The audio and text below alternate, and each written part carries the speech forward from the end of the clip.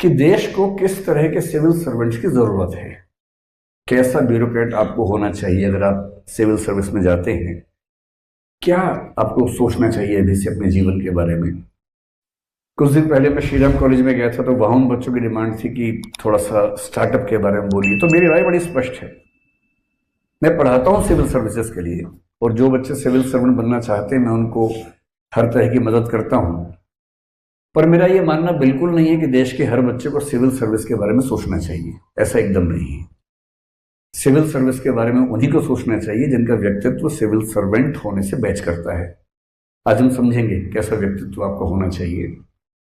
और मैं ये भी मानता हूं कि इस देश को सिविल सर्वेंट से ज्यादा जरूरत स्टार्टअप करने वालों की है, और मैं ये बात हर मंच पे कहता हूं।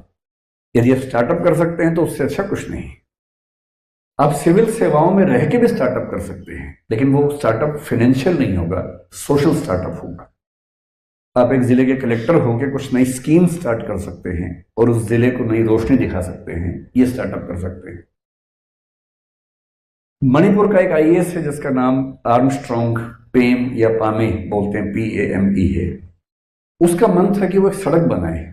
सड़क बनाने के लिए फंड उसके पास नहीं था, सरकार के पास पैसा नहीं था। उसने बहुत कोशिश की। अंत में क्या किया, उसने जनता से, NGO से, वहां के ट्रस्ट से, वहां के समाज से निवेदन किया कि अगर ये एक सड़क बन जाएगी करीब 100 किलोमीटर की, तो इससे बहुत सारे लोगों की जिंदगी बेहद आसान हो जाएगी। क्योंकि वो बहुत ईमानदार अधिकारी था, क्योंकि लोगों पर उस पर अगाध विश्वास था, लोगों ने आगे बढ़कर उसकी मदद की और 100 किलोमीटर की सड़क बिना सरकार की सहायता के एक IAS अधिकारी ने बनवा दी। तो हम क्यों माने कि स्टार्टअप केवल बिजनेस की दुनिया में ही होता है। आप कोई नया उद्यम, नया प्रयास सिविल सेवक होके भी कर सकते हैं, कलेक्टर होके भी कर सकते हैं। एक डॉक्टर हैं, डॉक्टर समित शर्मा, राजस्थान काडर के IAS ऑफिसर हैं। वो डॉक्टर थे। उनको लगता था कि देश का आम आदमी बहुत महंगी दवाइयां नहीं संभाल सकता, नहीं खरीद सकता, और बहुत सारे लोग सिर्फ इसलिए मर जाते हैं कि महंगी दवाइयां नहीं खरीद सकते। देश के हर व्यक्ति को सस्ती दवाई क्यों ना मिले। और जब उन्होंने इस मुहिम को अपने हाथ में लिया तो जेनरिक मेडिसिन के नाम से एक पूरी मुहिम चलाई, जिस मुहिम को बाद में सत्यमेव जयते आमिर खान के प्रोग्राम में दिखाया गया। और वो काफी सफल रहे कि जो दवाई 1 रुपए की मिल सकती है वो दवाई किसी ब्रांड का नाम आने से क्यों 15 रुपए की या 100 रुपए की मिले। और उन्होंने IAS की नौकरी में होते हुए एक स्टार्टअप किया। ऐसा स्टार्टअप तो हम भी कर सकते हैं, कोई भी कर सकता है। इसलिए आप IAS अगर बनना चाह रहे हैं, सिविल सर्वेंट बनना चाह रहे हैं या IPS बनना चाह रहे हैं, जो भी, सबसे पहले स्पष्ट होना चाहिए कि दरअसल आप क्यों ऐसा चाहते हैं और क्या देश को सच में इसकी जरूरत है। आपके चाहने में और देश के चाहने में एक समानांतरता का भाव है, समन्वय का भाव है या विरोध का भाव है। ब्यूरोक्रेसी क्या होती है अगर यहां से बात शुरू करें। बहुत आश्चर्य की बात है कि ब्यूरोक्रेसी का संबंध केवल सिविल सेवाओं से नहीं होता है। ब्यूरोक्रेसी हर जगह होती है। जो भी सिस्टम अपने आप में थोड़ा सा बड़ा होने लगता है उसको ब्यूरोक्रेसी चाहिए होती है। जैसे अब कॉलेज है, एक बड़ा सिस्टम है। इस कॉलेज में मेरा ख्याल है कम से कम 200 के आसपास टीचर्स काम करते होंगे, शायद इतने ही नॉन टीचिंग स्टाफ भी काम करते होंगे। अब एक बड़ा सिस्टम बन गया। इस बड़े सिस्टम को चलाने के लिए आपको कुछ ना कुछ तय करना पड़ेगा कि कौन क्या काम करेगा, किसके पास क्या अधिकार होंगे, कौन से नियम हैं, कौन से रेगुलेशन है, किन के तहत काम होगा। जो लोग यहाँ काम करेंगे सिर्फ यहाँ काम करेंगे, कहीं और काम नहीं करेंगे, फुल टाइम जॉब करेंगे। उनका प्रमोशन कैसे होगा, कितने कितने साल में होगा, उनके कार्य का मूल्यांकन कैसे होगा। किसी भी सिस्टम को चलाने के लिए जैसे ही आप ये सब सिस्टम्स खड़े करते हैं, इसी को ब्यूरोक्रेसी या नौकरशाही या एक आप कह सकते हैं कि सिविल सर्विस सिस्टम सरकारी नौकरी के मामले में, नहीं तो ब्यूरोक्रेसी का सिस्टम कह सकते हैं कि होता है। कॉलेज ही क्यों, आपकी सोसाइटी निष्ठा। मैं यहाँ पर आया तो मैंने आते ही देखा कि बहुत सारे बच्चे सामने बैठे हैं और 7-8 बच्चे सफेद कमीज और काली पैंट पहन के यहाँ खड़े हुए हैं। ये अलग से यूनिफॉर्म क्यों चाहिए होती है? इसलिए कि दूर से देख के पता लगे कि एक अधिकारी है। इस कार्यक्रम को अंजाम तक ले जाने के लिए जो लोग जिम्मेदार हैं, जिनके पास अधिकार भी हैं, शक्तियां भी हैं, उनकी एक स्पेसिफिक यूनिफॉर्म है ताकि जब वो किसी बच्चे से कुछ कहें तो उस अधिकार का सम्मान करते हुए उस बात को मान लिया जाए। कोई और व्यक्ति कहेगा तो शायद उस बात को नहीं माना जाएगा। हमारे सामने पुलिस के 2 अधिकारी बैठे हैं, वर्दी में हैं। क्यों वर्दी चाहिए? ताकि उनके अधिकार को देखा जा सके। जब वो अपनी बात कहें तो समाज उस बात का महत्व समझे कि ये बात एक अथॉरिटी से आ रही है, कोई ऐसे ही नहीं कह रहा है। ब्यूरोक्रेसी हर चीज में चाहिए, खेल तक में चाहिए, खेल संघों में चाहिए, फिल्म में चाहिए, स्पोर्ट्स में चाहिए, हर चीज में चाहिए, और सरकार को भी चाहिए। अगर हम थोड़ा सा इतिहास देखें ब्यूरोक्रेसी का, तो पहले के सिस्टम्स क्या थे? मोनार्की थी, राजतंत्र था, कहीं कहीं धर्मतंत्र था। राजतंत्र में क्या होता है कि राजा की मर्जी होती है, राजा को अधिकारी चाहिए। राजा ने एक दिन कहा कि चलो संगीत कार्यक्रम है, किसने बढ़िया गाना गाया, और राजा ने क्या कहा, वाह क्या गाते हो, आज से तुम 50 गांव के मनसबदार हो गए। ये ब्यूरोक्रेसी है। आज से तुम ये हो गए, आज से तुम वो हो गए, यानी राजा जो चाहेगा वो होगा। इसलिए राजतंत्र के जमाने में सिविल सर्विस एग्जाम नहीं होते हैं। वहां ब्यूरोक्रेसी का फैसला राजा की मर्जी से होता है।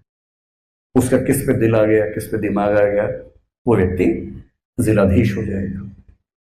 धर्मतंत्र में, थियोक्रेसी में, वही व्यक्ति कलेक्टर बनेगा या जज बनेगा जो धार्मिक ग्रंथों का ज्ञाता है, अध्येता है। लेकिन जब हम एक आधुनिक राज्य में आते हैं, जैसे भारत एक आधुनिक राज्य है, जैसे 1947 में हम आजाद हुए, 1950 में हमारा संविधान लागू हुआ, हमने घोषित रूप से कहा कि हम एक लोकतांत्रिक देश हैं, और लोकतंत्र में भी हम रिपब्लिक हैं, जो इंग्लैंड आज तक नहीं हो पाया है, क्योंकि हमारा राष्ट्र का प्रमुख भी इलेक्टेड होता है, न कि जन्म से बनता है। हम हैं रिपब्लिक, हमें गर्व है इस बात का। हमने ये भी कहा कि हम मूल अधिकार लिख के देंगे, जो अमेरिका जैसे कुछ देशों को छोड़कर आज तक कोई लिख के नहीं दे पाया है, पर हमने एक एक व्यक्ति को मूल अधिकार लिख के दिए। हमने ये भी कहा कि हमारा देश सभी धर्मों का सम्मान करेगा, सेकुलर होगा, धर्मनिरपेक्ष होगा, सर्वधर्म समभाव के सिद्धांत पर चलेगा। हमने डीपीएसबी में ये भी लिखा कि हमारा देश समाजवाद के रास्ते पर चलेगा, और हम वेलफेयर स्टेट के रास्ते पर बढ़ेंगे, कल्याणकारी राज्य के रास्ते पर बढ़ेंगे। ब्रिटिश शासन के दौरान ब्यूरोक्रेसी का सेटअप हमारे देश में बनने लगा था। एग्जाम भी होने लगा था। एग्जाम के लिए 21 साल से कम उम्र में इंग्लैंड जाकर परीक्षा देकर पास होना होता था, जो भारत के आम आदमी के लिए असंभव था। लेकिन तब भी कुछ लोग गए, आईएएस बने, लौट के आए, आईसीएस उस समय बोलते थे। पर ब्रिटिश नौकरशाही का पर्पस क्या था? उनका पर्पस यह था कि हमें ऐसे लोग चाहिए जो भारत के संसाधनों को लूटने खसोटने में हमारी मदद करें। यहाँ के संसाधन लूटें, इंग्लैंड लेके जाएं, और उसके लिए जो सबसे योग्य लोग हैं वो यहाँ के कलेक्टर बनेंगे, आईसीएस बनेंगे। वो लाट साहब थे, वो सिविल सेवक नहीं थे, वो समाज सेवक नहीं थे। और लाट साहब होने का मतलब है कि मैं समाज से ऊपर हूं, मैं एक अफसर हूं, और तुम क्या मेरे सामने, तुम तो बहुत छोटे हो। उनका उद्देश्य एक्सप्लॉइट करना था, समाज को परेशान करना था, समाज से संसाधन छीनना था। और इसलिए जब आप देखेंगे कि प्राचीन राजतंत्रों में या ब्रिटिश शासन के दौरान जब ब्यूरोक्रेसी के दृष्टांत मिलते हैं, उदाहरण मिलते हैं, तो उससे हमें घबराहट होती है। मैं हिंदी साहित्य का विद्यार्थी हूं, आपके प्रिंसिपल मैडम हिंदी साहित्य की अध्यापक हैं। हिंदी साहित्य जब हम पढ़ते हैं तो उसमें हमें कवियों की कविताओं में ऐसे दृष्टांत मिलते हैं जिससे पता लगता है कि ब्यूरोक्रेसी कैसे काम करती थी उस दौर में। सूरदास जैसा कवि, जिसकी ख्याति केवल और केवल वात्सल्य के कवि के रूप में है। दुनिया कहती है कि सूरदास का मतलब है वात्सल्य का कवि, प्रेम का कवि, भक्ति का कवि। पर वो कवि अपने समय की ब्यूरोक्रेसी पर कितने कमेंट्स कर रहा था, इस पर नजर बहुत कम लोगों की जाती है। सूरदास एक गरीब आदमी थे, माना जाता है कि वो अंधे भी थे, ब्लाइंड भी थे, देख नहीं सकते थे, दृष्टिहीन थे। दिल्ली से थोड़ा बढ़ेंगे अगर आप, फरीदाबाद के आगे बल्लभगढ़ के पास एक जगह है सीही नाम की, वहां रहते थे।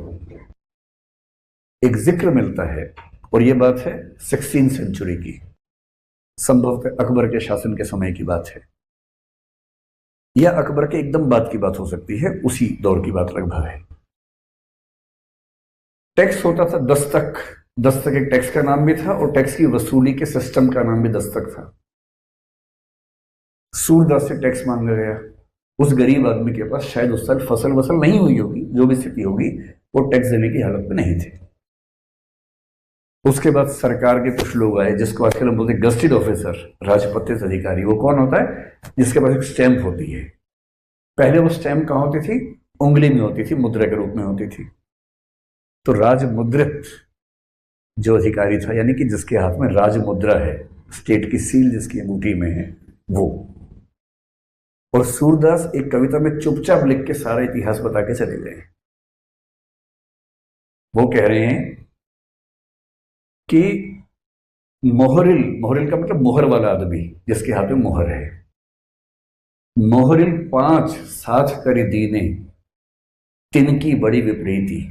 5 मोहरिल आए हैं, बहुत विपरीत व्यवहार कर रहे हैं।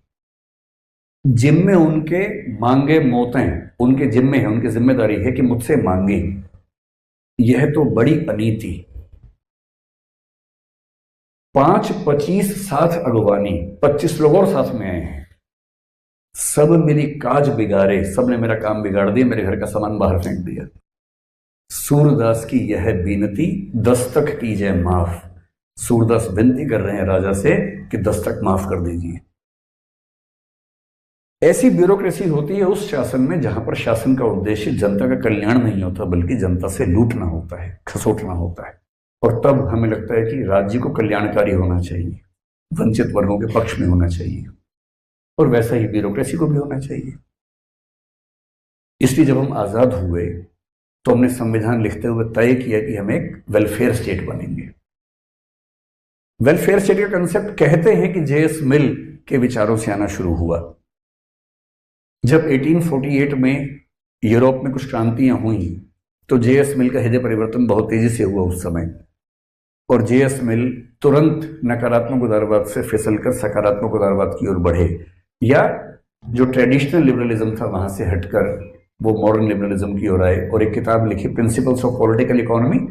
उसका सेकंड एडिशन, जिसमें पहली बार वो पूंजीवाद के रास्ते से हटकर बात करने लगे कि आम आदमी के हित में राज्य को काम करना चाहिए। वेलफेयर स्टेट का बेसिक मतलब है कि राज्य का काम केवल पुलिस चलाना नहीं है, केवल कानून नहीं है, केवल टैक्स वसूलना नहीं है, केवल जुडिशरी नहीं है, बल्कि जनता को सुविधाएं देना और जनता के पिछड़े वंचित वर्गों को मुख्य धारा में लाने के लिए प्रयास करना भी राज्य का काम है। इसको बोलते हैं वेलफेयर स्टेट। और मुझे आश्चर्य होता है कि हमने आधुनिकता की सारी धारणाएं पश्चिम से ले तो ली, अपने इतिहास को ठीक से खंगाला नहीं। 16वीं सेंचुरी में एक कवि हुए तुलसीदास, और मैं दावे से ये बात कहता हूं कि दुनिया में पहली बार यदि किसी ने कल्याणकारी राज्य की धारणा विस्तार में लिखी है तो तुलसीदास है। ठीक ये बात ठीक उस समय की जिस समय यूरोप में धर्म युद्ध चल रहे थे, जिसमें प्रोटेस्टेंट और कैथोलिक्स के बीच में इतने युद्ध हो रहे थे। एक एक दिन में फ्रांस में 20-20 हजार लोग मारे जा रहे थे, जो उस समय के चिंतक, चाहे वो बोधा हो या बाकी लोगों में मैकियावेली हो, ये सब इनके रचनाओं से मिलता है। ठीक उस 16वीं सेंचुरी में तुलसीदास एक कंसेप्ट लेकर आ रहे हैं, एक कलयुग का और एक राम राज्य का। और मैं जब यूपीएससी के लिए पढ़ाता हूं, उसमें एक पेपर इथिक्स नाम का है, पेपर 4 मैं ही पढ़ाता हूं उसको। उसमें कंसेप्ट है गुड गवर्नेंस, और वहां हम इस बात को डिस्कस करते हैं कि अगर गुड गवर्नेंस का कंसेप्ट पीछे जाके देखने तो राम राज्य की तुलसी की धारणा में सारे फैक्टर्स, आप जिसको ह्यूमन डेवलपमेंट इंडेक्स आज कहते हैं, उस एचडीआई के पापा तुलसीदास के यहाँ पहले से मौजूद हैं, एकदम एज इट इज मौजूद है। और क्या मौजूद है, वो क्या कह रहे हैं आप सुनिए, उनका वर्णन सुनिए एक उनके छंद में कि राज्य कैसा होना चाहिए। अल्प मृत्यु नहीं कवनियों पीरा, किसी व्यक्ति के कम उम्र में मौत नहीं होनी चाहिए। आप क्या बोलेंगे, लाइफ एक्सपेक्टेंसी ज्यादा होनी चाहिए, भाषा ही तो बदली। अल्प मृत्यु नहीं कवनियों पीरा, सब सुंदर सब विरुज शरीरा, सब लोग सुंदर हो, कोई व्यक्ति बीमार ना हो, हेल्थ पैरामीटर्स हो। आपकी भाषा का हेल्थ इंफ्रास्ट्रक्चर हमारा कैसा है, हमने बीमारियों से कितनी लड़ाई लड़ ली है, वो बात तो वो भी कह रहे हैं, सब सुंदर सब विरुज शरीरा। नहीं दरिद्र को दुखी न दीना, एक भी व्यक्ति गरीब नहीं होना चाहिए, कोई दुखी ना हो, कोई दीन ना हो, परेशान ना हो। नहीं कोई अबुध ना हो, अनपढ़ ना हो, इलिटरेट ना हो, न लक्षणहीना। ये लक्षण वो बता रहे हैं कि राम राज्य के लक्षण हैं। अगर राम राज्य का लक्षण उनकी भाषा में ये है तो आज की गुड गवर्नेंस भी तो वही मॉडल है। इस तरह का राज्य, इस तरह का समाज किसी भी देश को क्यों हासिल नहीं होना चाहिए। आज हम वर्ल्ड बैंक की रिपोर्ट के बेस पे गुड गवर्नेंस के 8 लक्षण मानते हैं और वो 8 लक्षण हमें राम राज्य के तुलसी कंसेप्ट में दिखाई देते हैं। और वो क्यों ऐसा कर रहे हैं? वो 16वीं सेंचुरी में अपने समय के राजाओं को देख रहे हैं। उनको 111 साल का जीवन मिला, कई राजा उनके सामने आए और गए और चले गए। उनकी यात्रा बाबर से शुरू होती है, हुमायूं तक उनकी यात्रा चलती गई है लगातार, अकबर उसके बाद तक चलती रही है। और उस पूरे दौर में वो महसूस कर रहे हैं कि एक अच्छे राज्य को ऐसा होना चाहिए, न कि ऐसा जो केवल टैक्स वसूल करे, केवल परेशान करे। इस फिलॉसफी के साथ हमने अपना संविधान लिखा। हमारा संविधान जिन फिलोसफर्स की फिलोसफी पर टिका है उसमें कबीरदास और तुलसीदास सबसे बड़े लोग हैं।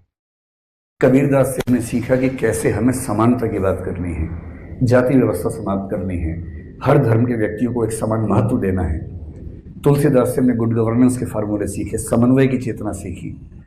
महात्मा गांधी और डॉक्टर अंबेडकर संविधान लिखने के समय, डॉक्टर अंबेडकर एक तरह से कबीरदास का पुनर्जन्म है, जो अधिकार के साथ सामाजिक समानता की बात कर रहे थे। महात्मा गांधी एक तरह से तुलसीदास का पुनर्जन्म है, जो समन्वय और सबको साथ लेकर चलने की बात कर रहे थे। और एक अच्छे देश की रचना किसी एक दृष्टिकोण से ना होकर के सबके मिलने से होती है, सबकी अच्छी बातों को साथ में लेकर चलने से होती है। और तब हमारे देश ने तय किया कि हमें एक ऐसा शासन चाहिए जो समाज के हर वर्ग को लेकर चले। हमने मूल अधिकारों में प्रत्येक व्यक्ति को समानता का अधिकार सबसे पहले दिया, फिर स्वतंत्रता का दिया, संवैधानिक उपचारों का दिया, सुप्रीम कोर्ट, हाई कोर्ट सबके लिए एक्सेसिबल बनाया कि कोई भी व्यक्ति अपनी बात कर सके, अस्पृश्यता को समाप्त करने की बात कही। और फिर नीति निर्देशक तत्वों में हमने बताया कि हमें समानता कैसे कैसे स्थापित करनी है सभी वर्गों के लिए। इस वायदे के साथ संविधान सभा ने संविधान पर हस्ताक्षर किया कि अब जो समाज बनेगा वो सभी का समाज होगा, किसी एक वर्ग विशेष, धर्म विशेष का समाज ना होकर के सबको साथ लेके चलने वाला समाज बनेगा। यह समाज केवल प्रधानमंत्री के चाहने से नहीं बनता है। नेहरू जी उस समय कितना भी चाहते, समाज कैसे बन जाएगा, एक व्यक्ति कैसे कुछ करेगा। जो पॉलिटिकल लीडरशिप तय करती है उसको एग्जीक्यूट करने वाला काम करती है ब्यूरोक्रेसी, नौकरशाही। और नेहरू जी ने कहा था कि जो मैं चाहता था वो नहीं कर पाया, और उसकी सबसे बड़ी जिम्मेदारी इस चीज पर है कि मैं नौकरशाही का स्वभाव नहीं बदल पाया। यही बात इंदिरा गांधी ने भी कही थी जब उन्होंने कमिटेड ब्यूरोक्रेसी की बात की। हालांकि इस पर डिबेट बहुत ज्यादा है कि वो कमिटेड किसके बारे में कह रही थी, कि संविधान के प्रति या प्रधानमंत्री के प्रति। जब राजीव गांधी ने कहा कि 100 रुपए दिल्ली से चलते हैं और केवल 15 रुपए गरीब के पास पहुंचते हैं, तो 85 रुपए कहां चले जाते हैं, वो इशारा भी ब्यूरोक्रेसी की तरफ ही था। और इसलिए देश को यदि कोई फेल करता है तो वही ब्यूरोक्रेसी है, देश को यदि कोई कमाल के रास्ते पर लेके जाता है तो वो भी ब्यूरोक्रेसी ही है। इसलिए अगर आप ब्यूरोक्रेसी में आना चाह रहे हैं तो थोड़ा ठीक से समझ लें कि आपको कैसा होना चाहिए देश को बेहतर बनाने के लिए। ये केवल मसला आपकी जिंदगी बेहतर बनने का नहीं। आप आईएएस बन जाएंगे, आईएएस बनना कोई इतनी मुश्किल बात भी नहीं है। आप कलेक्टर बनेंगे, बहुत ताकत होगी आपके पास, गाड़ियां मिलेंगी, सब लोग सलाम ठोकेंगे। अगर यही जीने का पर्पज है, यही जिंदगी का उद्देश्य है, तो ठीक है बन जाइए, लेकिन इससे देश को फायदा नहीं होगा, इससे देश को नुकसान ही होगा। हमें आज के लोकतंत्र में सामंत नहीं चाहिए आईएएस सीट पर बैठे हुए।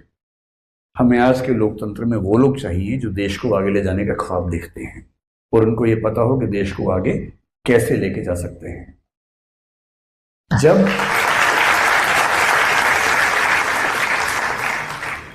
इसलिए आजादी के बाद श्री वल्लभ भाई पटेल ने सिविल सर्विसेज के लिए बहुत एफर्ट्स किए। पहले हमारे पास 9-10 ऑल इंडिया सर्विसेज थी, बाद में संविधान में 2 रह गई।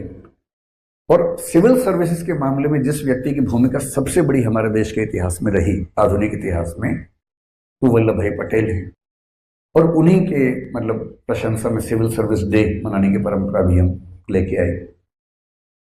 उन्होंने लगातार इस बात को इंश्योर भी किया, रेखांकित भी किया कि बिना अच्छी सिविल सर्विसेज के हम इस देश को वैसा नहीं बना पाएंगे जैसा बनाना चाहते हैं। तो उन्होंने क्या किया, जो आईसीएस के अधिकारी थे ब्रिटिश काल के, जब संविधान लिखा गया तो उनका बहुत दबाव था, उनके बिना शासन चल नहीं सकता था। उन्होंने दबाव बनाया कि हमें नए संविधान के तहत स्थान दिया जाए। और उस समय राजाओं को, रजवाड़ों को चिंता क्या थी कि कल को हमारा राज्य छीन न लिया जाए। आईसीएस अधिकारियों को चिंता क्या थी कि कल को हमारे अधिकार कम ना हो जाएं। वो तो लाट साहब थे उस समय। संविधान बनाते हुए बहुत समझौते करने पड़े हमारे संविधान सभा को। एक समझौता ये करना पड़ा कि कुछ बड़े राज्यों को ग्रुप बी स्टेट बनाना पड़ा कि भाई आपका राज्य अलग किस्म का होगा, आपके प्रमुख को राज प्रमुख की पदवी मिलेगी, आपकी अपनी सेना होगी। बहुत सारे समझौते करने पड़े कि बस तुम भारत में आ तो जाओ, एक बार आ जाओ बस। वो आ गए, संविधान में लिख गया तो उनको भरोसा हो गया कि संविधान में लिखा हुआ तो कोई दिक्कत है नहीं। और नेहरू जी और पटेल एकदम क्लियर थे कि एक बार आ जाए फिर देखेंगे बाद में इनको, और लेके आ गए। उनके लिए विशेष संविधान का एक प्रावधान बनाया गया, आर्टिकल 242 मेरे ख्याल से बनाया गया था स्पेशल। और भाग ख के राज्य, पार्ट बी स्टेट्स बोलते थे, उनको बनाया गया। मतलब देश की सेना भी है, राज्य की सेना भी है। अब किसी राज्य में सेना नहीं, आपको पता होगा, लेकिन उस समय राज्यों में सेनाएं थी उस समय। और राज्यों के प्रमुखों का अधिकार था, उनका नाम क्या था? राज प्रमुख। सरकार के खजाने से बहुत बड़ा पैसा मिलता था उनको, प्रीवी पर्स कहते थे उनको उस समय। लेकिन सरकार क्लियर थी। ऐसे आईसीएस वाले बोले कि हमें भाई ठीक से सिस्टम में लाओगे तो हम आएंगे, वरना हम भाग जाएंगे यहां से, हम काम नहीं करेंगे। और उनके बिना सिस्टम चले कैसे उस समय? तो संविधान में अनुच्छेद 310, 311, 312 शामिल किए गए। और ये अनुच्छेद सिविल सेवकों को आईसीएस और आईपी, जो उस समय था इंडियन पुलिस, लिखा है 312 में कि एक ऑल इंडिया सर्विस आईएएस होगी, एक ऑल इंडिया सर्विस आईपीएस होगी, और आईसीएस के सभी अधिकारी आईएएस माने जाएंगे, आईपी के सभी अधिकारी आईपीएस माने जाएंगे। और 311 में उनको इतनी सुरक्षाएं दी गई हैं कि उनको हटाना लगभग नामुमकिन है। इन सारी एश्योरेंसेस के बाद संविधान पास हो। संविधान लिखना मजाक नहीं होता है। आप 6 लोग मिलकर अपने हॉस्टल का संविधान लिख के देखिए, समझ में आ जाएगा। सहमति नहीं बनती है, बहुत झगड़े होते हैं। संविधान लिखना इतनी बड़ी कवायद थी। 7वें संविधान संशोधन में नेहरू जी ने भाग ख राज्यों को संविधान से हटा दिया, पर वो सारे राज्य भाग क सामान्य राज्य बन गए।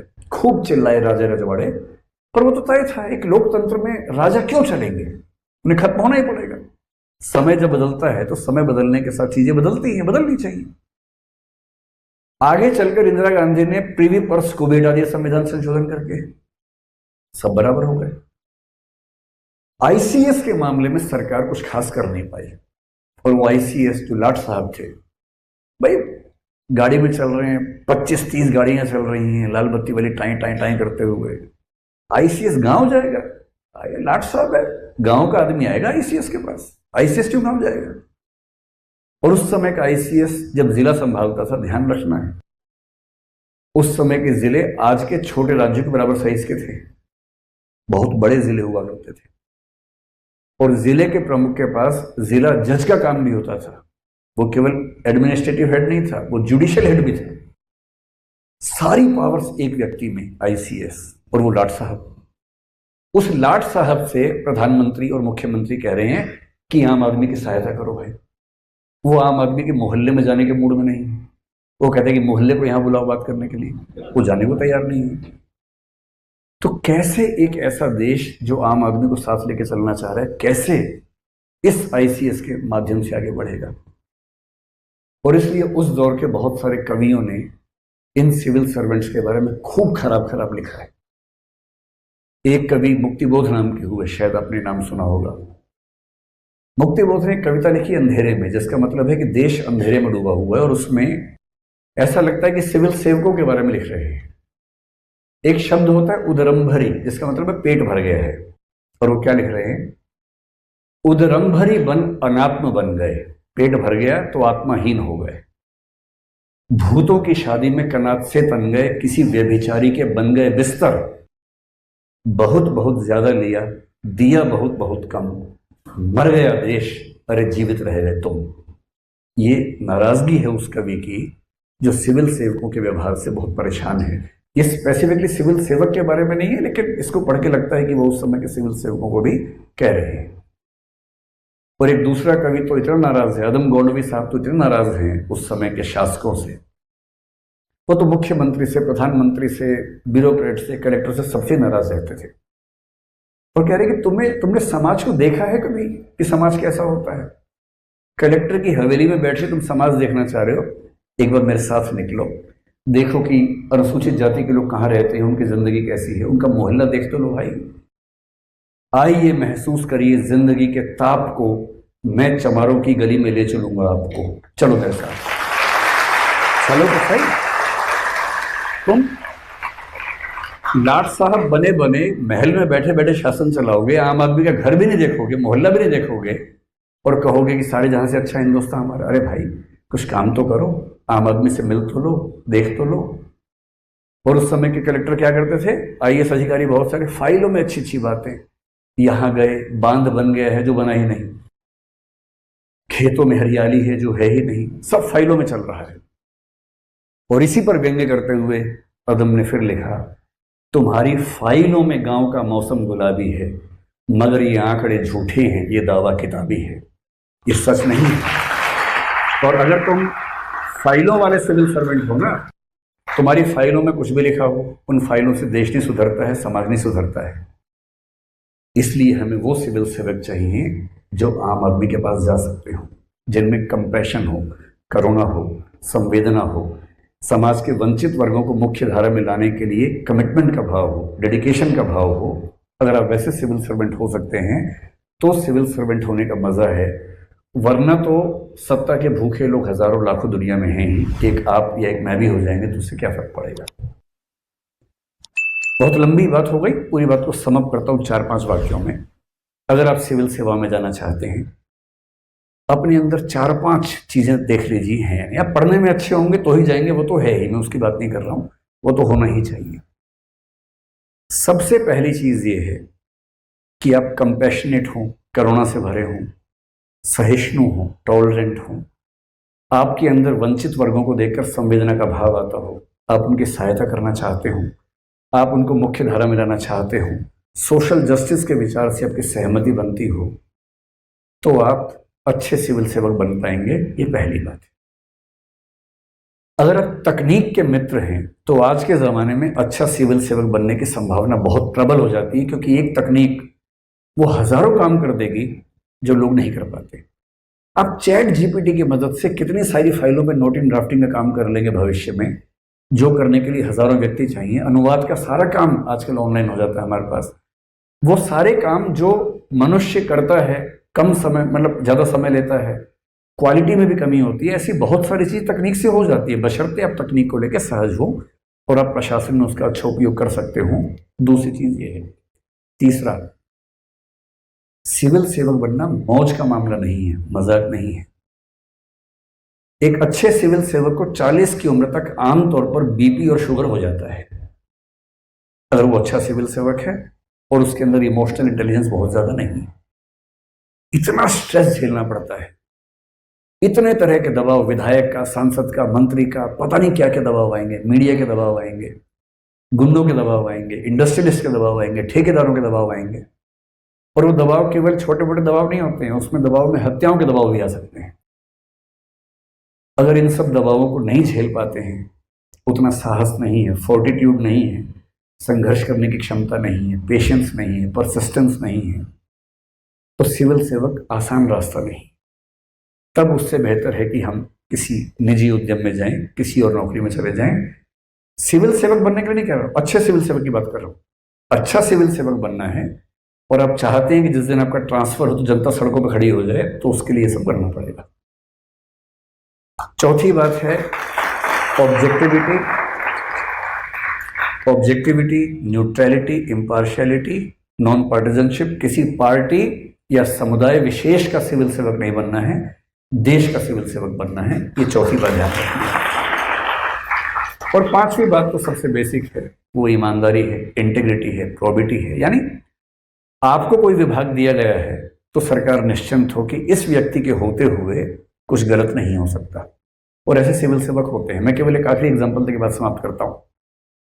मेरा एक बहुत अच्छा मित्र आईपीएस है, काफी सीनियर रैंक पे अब है, बहुत ईमानदार किस्म का व्यक्ति है। अच्छी बात क्या है उसके साथ, वो किसी पार्टी का सगा नहीं है, क्योंकि वो नॉन पार्टिजनशिप के मूल्य पर चलता है। लेकिन जिस राज्य में है वहां दो पार्टियां सत्ता में आती हैं क्रमशः, दोनों पार्टियों के मन में एक बात स्पष्ट है, मुख्यमंत्री चाहे इस पार्टी का चाहे उस पार्टी का हो, एक बात स्पष्ट है कि जब कोई मामला नहीं संभलेगा हमसे, इसको भेज देंगे, संभाल देगा। क्योंकि उनको भरोसा है दो तीन बातों का। पहला, इतना योग्य है कि हर प्रॉब्लम सॉल्व कर सकता है, इतना ईमानदार है कि कोई इसको करप्ट कर नहीं सकता, इतना मजबूत है कि कोई इसको झुका नहीं सकता। IAS IPS बनने का मजा तब है जब इतिहास आपको याद करे इस रूप में। और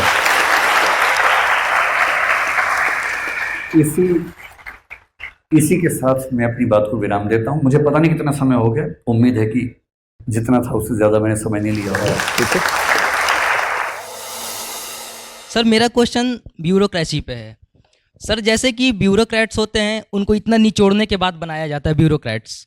और दूसरा है सर ब्यूरोक्रेसी सिस्टम। तो सर, मैं ये जानना चाहता हूँ कि प्रॉब्लम हमारे देश में ब्यूरोक्रेट्स में है कि ब्यूरोक्रेसी सिस्टम में है, या फिर उसमें लूप होल्स हैं। तो क्या उस लूप होल से किसी वर्ग का कुछ फ़ायदा होता है, इसलिए उस लूप होल को हटाया नहीं जाता है? तो सर, इस पर आपका क्या विचार है? एक दृष्टिकोण होता है कि प्रॉब्लम इसमें है या उसमें है, उसके बाद की स्थिति है ये समझ रहे कि प्रॉब्लम इसमें भी है और उसमें भी है। जैसे मैं पूछूं कि प्रॉब्लम नेताओं में है या पॉलिटिकल सिस्टम में है, तो दोनों में दिक्कत है। हमारा लोकतंत्र डिमांड करता है कि वही व्यक्ति इलेक्शन लड़े जो 50 करोड़ रुपए खर्च कर सकता हो। जो 50 करोड़ खर्च करके MP बनेगा, उसे खर्चा निकालना भी पड़ेगा। करप्शन कहां से आएगा? वहीं से आ जाएगा। सिस्टम ही ऐसा है, उस सिस्टम में करप्शन का बीज पहले ही पड़ जाता है। ठीक वैसे ही ब्यूरोक्रेसी में जब आप कह रहे हैं कि बहुत निचोड़ते हैं उम्मीदवार को, पहली बात तो ऐसा है कि निचोड़ते हर फील्ड में भारत में है, क्योंकि कंपटीशन ज्यादा है। एक खिलाड़ी को IPL खेलने के लिए आपसे ज्यादा निचोड़ना पड़ता है, एक नेता को MLA बनने से पहले आपसे ज्यादा निचोड़ना पड़ता है। किसी भी फील्ड में एक स्टार्टअप करने वाले को तो आपको अंदाजा होगा, उसके निचोड़ने की कोई सीमा जिंदगी भर नहीं होती है। आप तो IAS बन गए, कम से कम 35 साल की सुरक्षा है। स्टार्टअप करने वाले के पास कितना भी सफल होने के बाद एक दिन की भी सुरक्षा नहीं होती है। तो इस बात को मन से निकाल दीजिए कि आप ज्यादा निचोड़े हैं। सब निचोड़ रहे हैं अपनी अपनी जगह। सिविल सेवक भी निचोड़ के आते हैं, सब निचोड़ के आते हैं। जो इस कॉलेज में लेक्चरर्स हैं, उनसे पूछिए कितने साल निचोड़ने के बाद नौकरी मिलती है। आसान नहीं होता है। आपको आश्चर्य होगा, मेरी उम्र 50 साल है। मेरे बैचमेट दिल्ली विश्वविद्यालय के 95 में मैंने MA किया था DU से। ये नरेंद्र जी मेरे बैचमेट हैं MA के। उस समय के लोग अभी नौकरी ढूंढ रहे हैं। मैं मजाक नहीं कर रहा हूं। मेरे बैच के कुछ लोग आज भी इंटरव्यू के लिए जाते हैं कि उनको नौकरी मिल जाए। निचोड़ना ये होता है। IAS में तो बहुत कम निचोड़ना है, 6 साल मैक्सिमम है। और अगर आप पढ़ने में अच्छे हैं तो इस बात से फर्क नहीं पड़ेगा कि आपको कोई जानता है कि नहीं जानता है, आप कैसे हैं। मूल्यांकन में वस्तुनिष्ठता मतलब सब्जेक्टिविटी आ जाएगी, ऐसा नहीं है। अगर आप योग्य हैं तो निकल ही जाएंगे सिविल सेवाओं में, कम से कम ये बहुत अच्छी बात है। तो इस बात को, ये जो पत्थर आपके सीने पे रखा हुआ है ना, हटा दीजिए उस चीज को। सब निचोड़ रहे हैं, पूरा देश निचोड़ रहा है, आप भी निचोड़ेंगे, इतनी सी बात है। और बुरे कुछ सिविल सेवक व्यक्ति भी होते हैं, सिस्टम भी है। सिस्टम में क्या है कि डिस्क्रिशन ज्यादा है सिविल सर्वेंट्स के पास। डिस्क्रिशन का मतलब विवेकाधीन शक्ति। विवेकाधीन शक्ति ना दें तो प्रशासन चल नहीं सकता। विवेकाधीन शक्ति देते ही करप्शन का स्कोप पैदा हो जाता है। तो सिस्टम भी क्या करे, इसलिए सेकंड ARC जो है, प्रशासनिक सुधार आयोग था दूसरा, उसकी रिपोर्ट्स है। चौथी रिपोर्ट में बड़ी साफ रिकमेंडेशन है कि जहां जहां संभव हो सिविल सर्वेंट्स के डिस्क्रिशन कम हो। डिस्क्रिशन देनी है तो व्यक्ति को ना दे के समिति को दी जाए, और हर डिस्क्रिशनरी यूज की व्याख्या करना अनिवार्य हो। ऐसे कुछ प्रोविजंस हैं। लेकिन ये ब्लैंकेट स्टेटमेंट देना कि सिविल सर्वेंट्स खराब हैं या सिस्टम खराब है, ऐसा नहीं है। इसी सिस्टम ने बहुत हीरे पैदा किए हैं, और एक से एक शानदार सिविल सेवकों को मैं भी जानता हूं। हाँ, ये जरूर है कि संख्या कम है, पर अंधेरा नहीं है, रोशनी भी पर्याप्त है इसमें। सर, जैसा कि आपने बताया कि टेक्नोलॉजी एक फ्रेंड होने चाहिए एक सिविल सर्वेंट के लिए।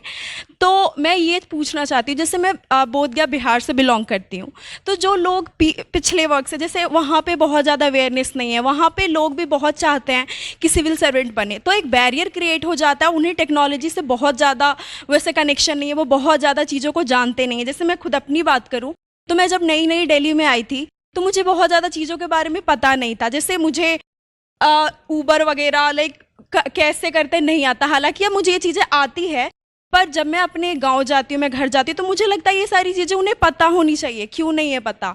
ये सारी चीज़ों से उन्हें भी ऐसे फ़ायदा मिलना चाहिए, क्यों नहीं? तो इस बैरियर को कैसे हटाया जाए सर, ताकि उन्हें भी ऐसे, क्योंकि हम लोगों के लिए एक्स्ट्रा कुछ सीखना पड़ जाता है। जैसे हम यहाँ बिहार से दिल्ली आए, हमें कुछ एक्स्ट्रा सीखना पड़ जाता है टेक्नोलॉजीज़ के बारे में, जिसके अलावा हमारा टाइम जाता है। तो इस गैप को कैसे हटाया जाए?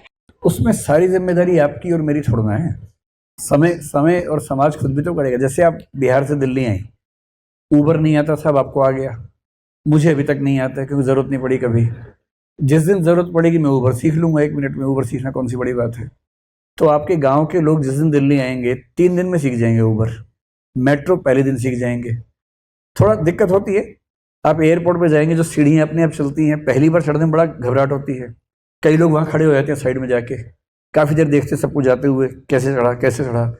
आधे घंटे के बाद हिम्मत करके जाते हैं, झटका खाते हैं, 2 बार के बाद आराम से उतरते हैं।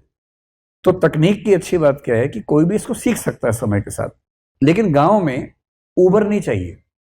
जब आप कलेक्टर बनेंगे तो अपने गाँव के लिए क्या कीजिएगा, एक ऊबर जैसी ऐप जिसमें रिक्शा और बैलगाड़ी की सर्विस मिल जाती हो, घोड़े की सर्विस मिल जाए, बैल की सर्विस मिल जाए, कि बहुत सारे खेत हैं, बैल कम हैं, हल कम है, हलों का ऊबर बनाइए, बैलों को ऊबर बनाइए गांव के लिए। और गांव में जिसको बैल चाहिए खट से ऊबर पे गया, ऊबर बैल लेके आ गया अपने खेत में। वहां टैक्सी क्यों चाहिए हमें? वहां तो इसलिए तकनीक गांव के लोग वही अपनाएंगे जो उनके काम की होगी। उनको टैक्सी से क्या मतलब है? सर मेरा सवाल एक्चुअली ये था कि वहाँ से भी रह के बहुत लोग आगे निकलना चाहते हैं, तो वहाँ के लोग रह के टेक्नोलॉजी से ऐसे जो क्रिएट होता है कि वो कुछ टेक्नोलॉजी के लिए करना चाहते हैं, जैसे मैं आखिरी बात कहता हूँ, आपको ऐसा लग रहा है कि गांव के लोग तकनीक से बहुत दूर हैं, ऐसा बिल्कुल नहीं है। अब ये मुझे भी ऐसा लगता था एक ज़माने तक। पहले मुझे लगता था गांव के लोग बहुत सीधे साधे होते हैं, बाद में समझ में आया कि नहीं, ऐसे ही होते हैं, एक जैसे।